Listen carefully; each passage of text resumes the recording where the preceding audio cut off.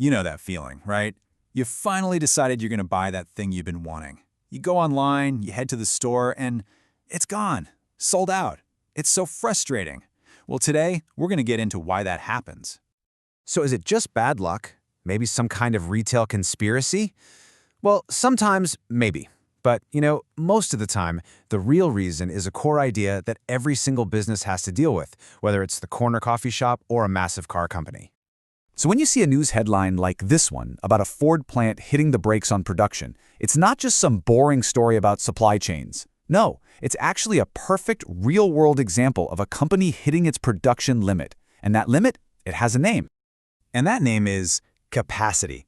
It's this sort of invisible ceiling on everything a business does. And if you can understand capacity, you can pretty much understand why the business world works the way it does. So what is it exactly? Well, to put it simply, capacity is the absolute maximum amount of stuff a business can pump out in a given period. It's the top end, the upper limit. Think of it like the top speed on your car, or how much data you can cram onto your phone. Let's just go back to that Ford plant for a sec. Its capacity is, quite literally, the maximum number of cars that can roll off that assembly line in a single day. Every single machine, every person, all the space in that building, it all adds up to that one final number. That is its capacity. Okay, but here's where it gets a little more interesting. There are actually two kinds of capacity. First, you've got design capacity. That's the dream, right? The absolute theoretical maximum, if everything ran perfectly 24/7 with no problems at all. But then there's effective capacity, and that's reality. It's what the company can actually produce when you factor in things like machine maintenance, lunch breaks, and holidays. That's the number that really counts. So it's pretty simple. If a company wants to sell more, it needs more capacity. But how do you get it? I mean, this is a huge strategic question, and they've got a few different tools they can use. They've basically got four main moves they can make. 1, build a whole new factory. 2, expand the one they've already got.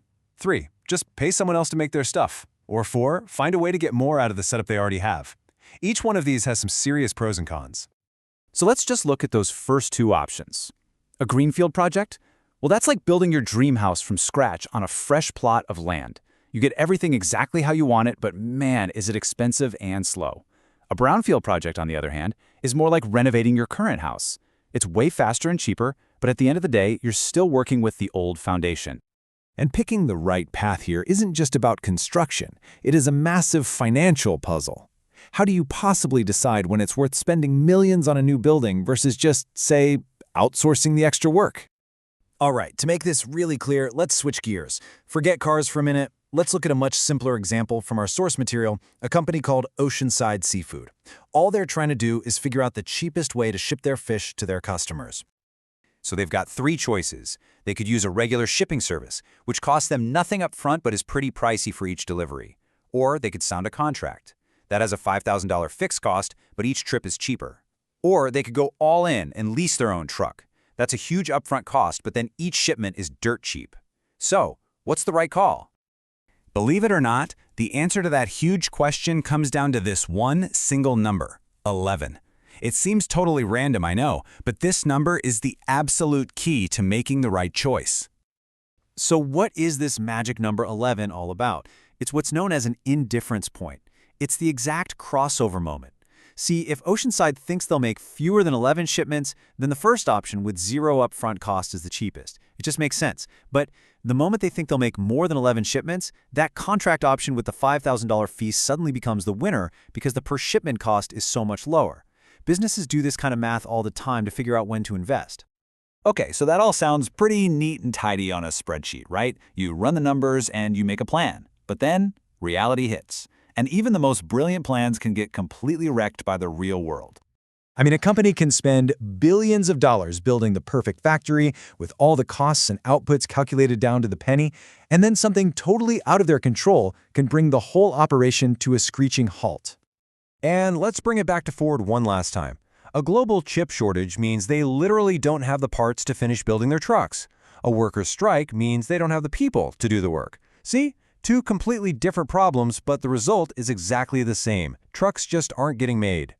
And this is where it all clicks into place. The factory itself, its design capacity, it hasn't changed. The building is still there, the machines are ready to go. But its effective capacity, what it can actually make right now, has totally cratered. And that, right there, is why things are suddenly sold out. The potential is there, but the ability to produce has just vanished. So, let's boil this all down.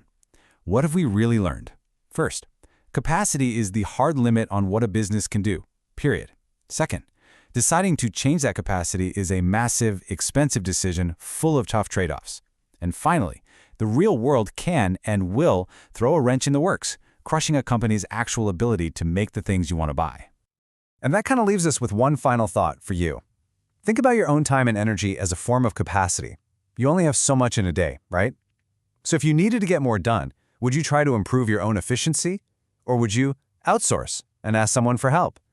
It's really the exact same strategic choice, just a little more personal. Thanks for watching.